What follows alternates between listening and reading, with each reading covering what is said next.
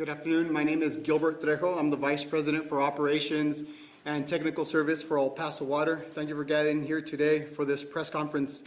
Last night there was an event of unprecedented proportion which involved a 36-inch water main break.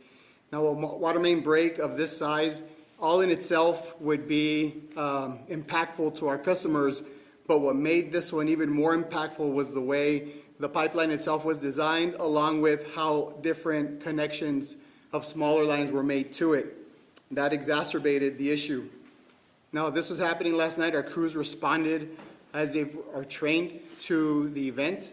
They proceeded to begin to isolate the pipeline itself so that work can continue. The repairs can begin. Now, a pipeline of this large of a size, the water on the streets, as our customers saw, some of our customers themselves were impacted. It takes time to isolate a line like this.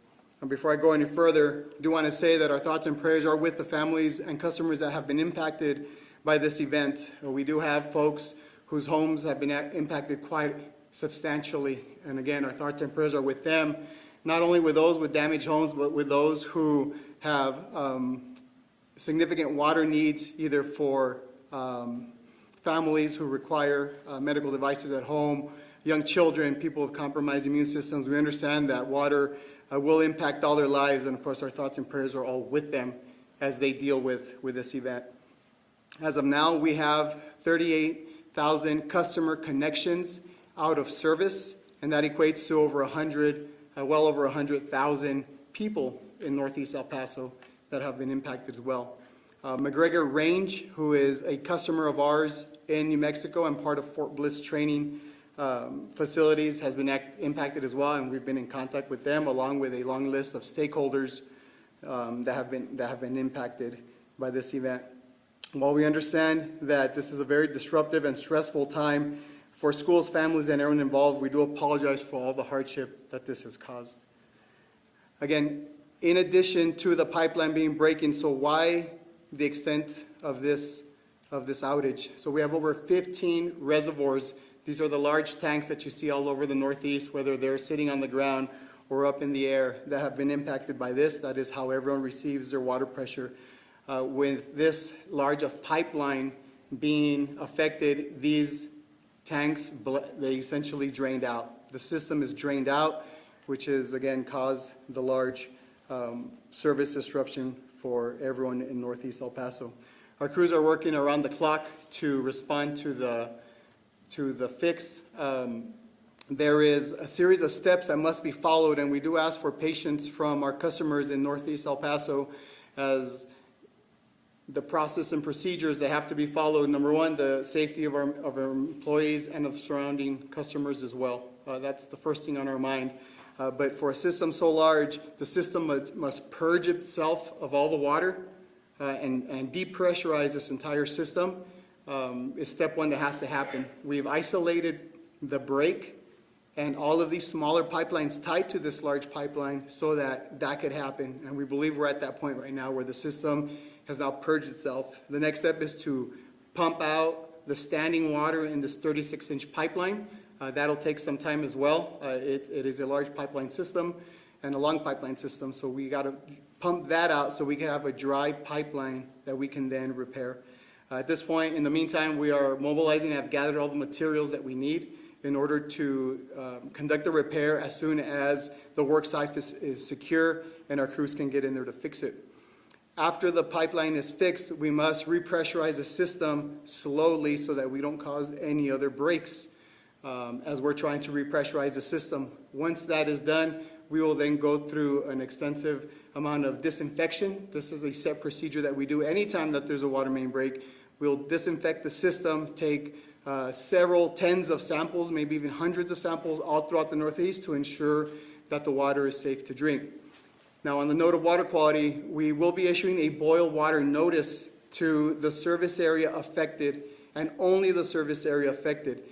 There is a figure and a map that we will be sharing. If you are outside of this affected area, your water is safe to drink. Only the customers in the affected service area, this boil water notice will affect them and we're issuing the boil water notice under an abundance of caution to make sure that no one ingests water that may be contaminated. At this point, we have no reason to believe that the water in the system, if anyone within the service area does have water, we have no reason to believe that their water is contaminated, but this is a standard practice that's recommended by the Texas Commission on Environmental Quality to ensure public health and safety. So again, the boil water notice will be issued. It is just to make sure, and over an abundance of caution, to make sure that they're not ingesting any water that may not be safe at this time. So the boil water notice will be issued not until the system is fully pressurized and all the sampling, and we have confirmations that we have a chlorine and disinfected water all throughout the system, will we lift it. So at this point, that's where we are in terms of what our customers can expect.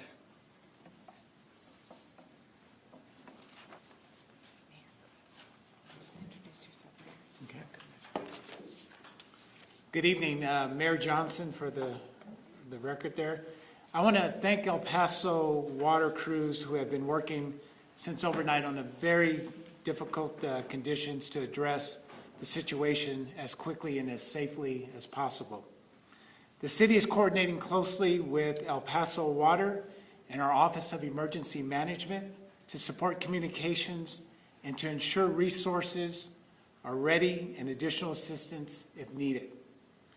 We know disruptions like this are frustrating and very stressful, especially for families, seniors, and anyone with medical needs. We are focused on helping residents get clear information and support. Also, keep in mind, the water main break has not, and I repeat, has not impacted the entire community. So those residents who can travel to the east, central, or west side, we're asking you to go to those sides of town to get bottled water or relocate with family and friends as we address the issue here in Northeast. Our Office of Emergency Management team will speak to the work that they are doing to support the El Paso Water, but I am very grateful to all of the city departments that are standing up to support the El Paso Water in this effort, to include our Office of Emergency Management, our fire department, our police department, our public health department, our parks and recreation, our Sun Metro, our IT and communications. And we are also working with other community partners, Fort Bliss, our border RAC, to support EP water teams across the city. This is also a reminder that emergency preparedness matters. If you currently have water, as El Paso Water has advised, please be sure to store your water. Also, we need to stress the importance of checking on your neighbors who may need some help. Please go out and check on a neighbor that you know that may need a little extra assistance during a time like this. I would also like to take the opportunity to urge our community members to enroll in the State of Texas Emergency Assistance, STEER. We urge residents who may need additional assistance during emergencies to please enroll in STEER and not wait for these kinds of emergencies to happen. It is a free, voluntary program that helps emergency managers and first responders plan for and better support individuals across and functional needs.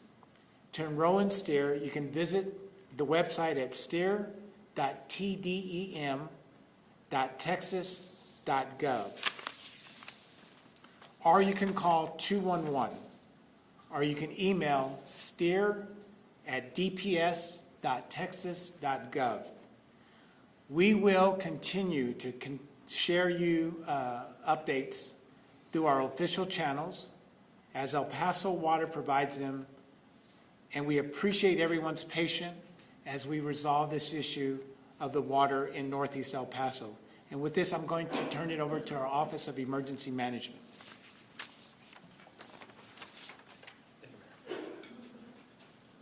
Good afternoon. My name is Armando Valencia. I'm the Assistant Emergency Management Coordinator with the El Paso City and County Office of Emergency Management.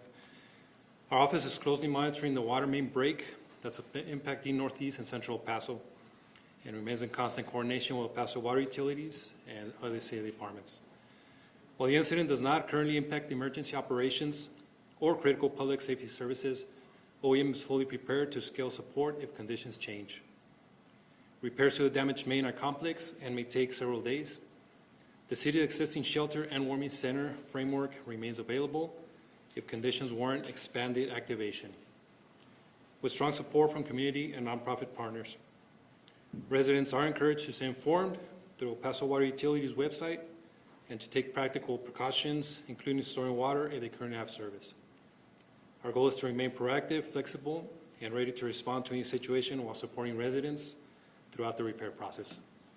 Thank you. This, I will turn it over to Chief of Police. For the record, Peter Pasillas, Chief of Police.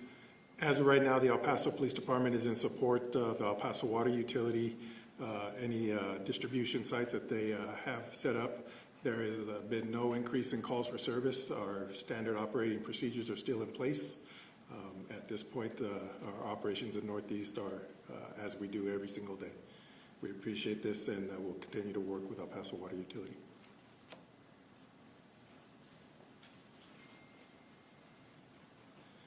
Good evening, everybody. Jonathan Killings, El Paso Fire Department, Fire Chief. First and foremost, I want to reassure everyone that the El Paso Fire Department is available and ready to respond to all medical emergencies or fire emergencies for Northeast El Paso. We have enacted all contingency plans and its operations as normal. We don't see any severe impacts, and we're ready to support our firefighters that are operating in this area, in the affected area of town. Thank you.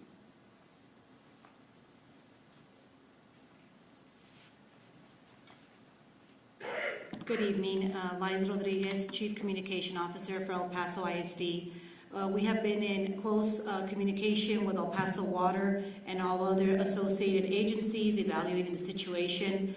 Currently, there are 16 El Paso ISD facilities being impacted. 13 of those are schools, campuses. The other 3 are non-instructional sites. We will be canceling classes for the 13 impacted schools for tomorrow on Monday, and we will be sending out communication here shortly to all of our parents and staff, advising them on next steps. Thank you. With that, we're going to go ahead and open it up to questions. Please keep in mind there will be no one-on-one, so please ask your questions at this point in time. KBA? With the magnitude of a break that this is it several days time frame to get it back online realistic, or could it take longer? No, at this point we're tracking several days to get the system fixed, repressurized, and disinfected to get it back up and running. Is there a number for how much water has been lost up to this point? No, and we're working on an estimate still.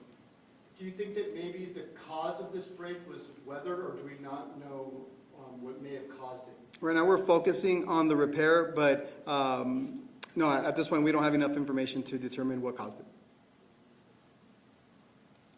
What resources are being offered to anyone facing damage from water that was... So resources available to the community include water tankers. So there are 4 different sites that we've set up, water distribution stations. One is Suyang Park, Arlington Park, Sunrise Park, and Chisholm Park, across from Clenendim Elementary, so that we can continue to distribute water. So it's a combination of not only our own tankers and that we have at these sites, but we're also soliciting water from private entities, from warehousing stores all over the city, so that we can continuously nonstop have water available for impacted customers. Have any homes suffered water damage because of this break, and if so, how many? At the break itself, there are homes that have suffered water damage, and we're still working through that, the total number at this point. How is water pressure impacting fire hydrants? So at this point, everything within the affected area is impacted, including fire hydrants at this point in time. What's the general area of the impacted area that you mentioned regarding the fire hydrant? So the general area, again, northeast El Paso from the state line, northern boundary, of course, the state park, the mountains along the west boundary. Think about Railroad and the Fort Bliss on the east side, and then that'll pinch on down to about Murchison, so as far south as Murchison Street. So from the state line down to Murchison. Can you guys speak to how the temperature may affect repairs, especially going into overnight hours where it may get a little colder? While the temperatures will make it very uncomfortable for our crews, it will not affect the work that they're doing. So they're fully equipped to handle the cold temperatures with their own personal protective equipment, but also everything that they have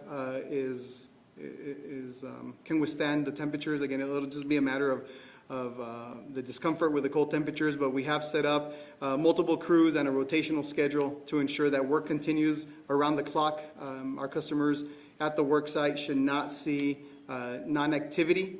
Again, a lot of the time is letting the system purge, so while they may not see like construction and digging and fixing of pipes, crews will be there monitoring the purging of the system and the pumping out of the pipeline, as I mentioned. About when can people expect water service to return back to normal? At this point, we're looking to have a full service back and lift the boil water notice, and I think the key is lifting the boil water notice probably midweek. We're looking at midweek.